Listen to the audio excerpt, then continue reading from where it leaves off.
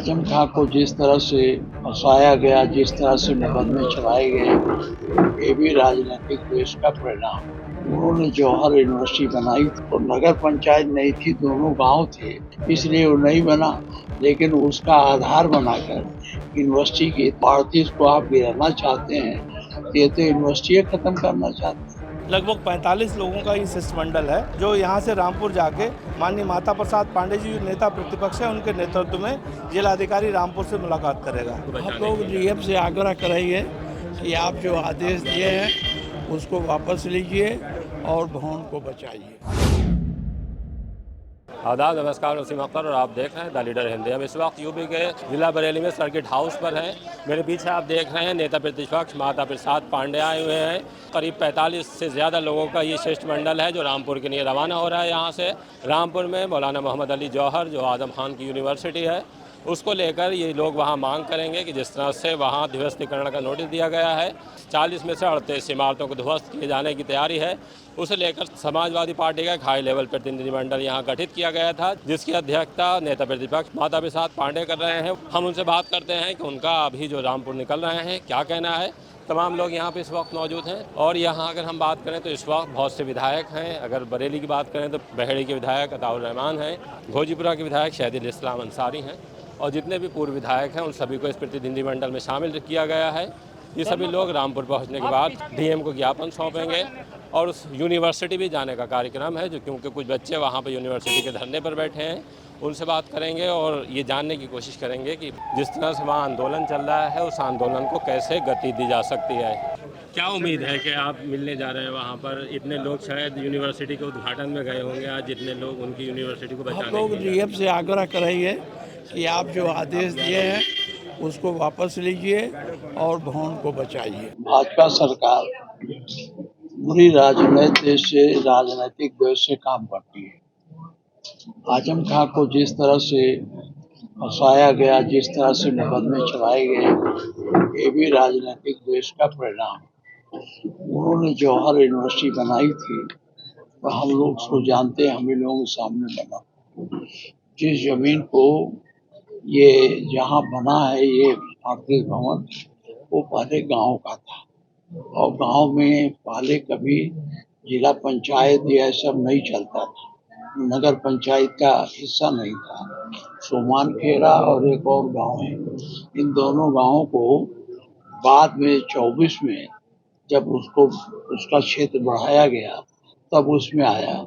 उस आधार पर जबरन राजनीतिक द्वेष के कारण उसको जो है उनके 48 भवन को ये कहा करके कि जिला पंचायत से नक्शा नहीं पास कराया, उसको गिराने की नोटिस दी गई है। उसी संदर्भ में हम जा रहे हैं कि जब उस समय जिला पंचायत थी, जिला पंचायत ये नगर पंचायत थी नहीं, तो नगर पंचायत नहीं थी, दोनों गांव थे, गांव में बनाने का कोई आवश्यकता थी नहीं, इसलिए वो नहीं बना। लेकिन उसका आधार बनाकर यूनिवर्सिटी की पार्टी को आप गिराना चाहते हैं, ये तो यूनिवर्सिटी खत्म करना चाहते हैं।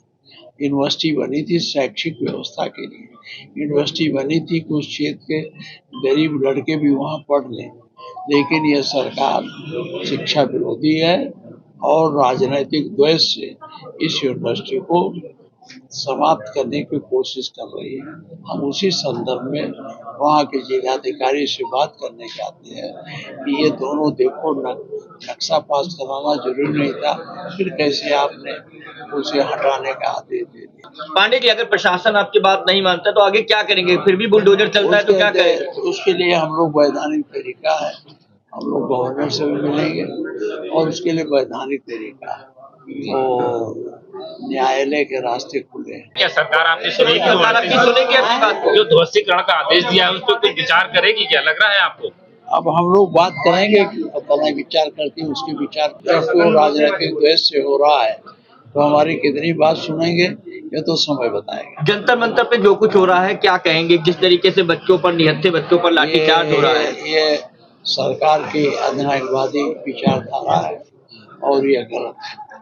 जो युवा रोजगार, अब युवा रोजगार के लिए, अपनी जिंदगी को सम्मानजनक ढंग से जीने के लिए, भविष्य को बनाने के लिए इस तरह की सरकार से मांग करते हैं, आंदोलन करते हैं, ये उनके लिए हम उनका समर्थन करते हैं और सरकार की निंदा करते हैं जिन्होंने उन पर लाठियां चलाई, उनको गिरफ्तार किया, चोट पहुंचाई।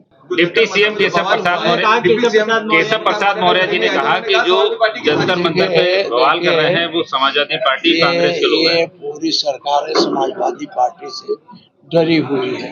आप कभी बाबा का, मुख्यमंत्री का भाषण सुनते हैं तो पहले समाजवादी पार्टी का नाम लेकर ही वो शुरू करते हैं। समाजवादी पार्टी समझ सशक्त है, इसलिए इनको भय है, हर जगह उसे बदनाम करने की कोशिश करते हैं। मुख्यमंत्री कह रहे हैं कि जो समाजवादी पार्टी और कांग्रेस दोनों राजनीति कर रहे हैं छात्रों को लेकर, लेकिन ये राजनीति देखिए, आप तो सब जानते हो, छात्र राजनीति हम लोग नहीं कर रहे। छात्र जब वहाँ इकट्ठा हुए और उनके ऊपर ज्यादती हुई तब राजनीति के लोग उसमें बोलने गए, उसमें हस्तक्षेप किया। पंडित जी, क्या लग रहा है देश का युवा सड़कों पर, आज देश का युवा सड़कों पर है, क्या लग रहा है किस तरीके के हालात हैं? देखिए, अगर युवा को संतुष्टि नहीं मिलेगी तो वो आगे भी आंदोलन करेगा और सरकार को चाहिए, बताइए इतने पेपर लीक हो गए और उनके जो मंत्री जी हैं उनको न तो इस्तीफा दिया न विभाग ही बदला। उन्होंने जिम्मेदारी ली थी ना, जब वो मंत्री थे तो उनकी जिम्मेदारी थी सुचारू रूप से परीक्षाएं हो, नकल न हो, उसमें किसी तरह से कमी न हो, ये जिम्मेदारी मंत्री की थी ना।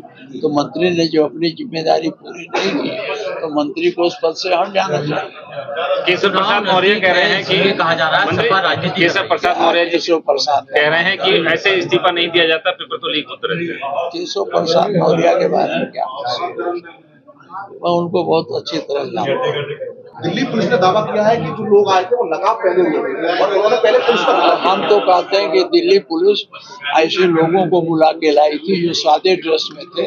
आपने देखा होगा लड़कों को डंडे मार रहे थे, पुलिस मारती तो मारती। ये जो हमारे पास कई लड़के लौट के आए हैं, उन्होंने बताया कि साहब ये जो बाहर के लोग आए थे इन्होंने सबसे ज्यादा पीटा।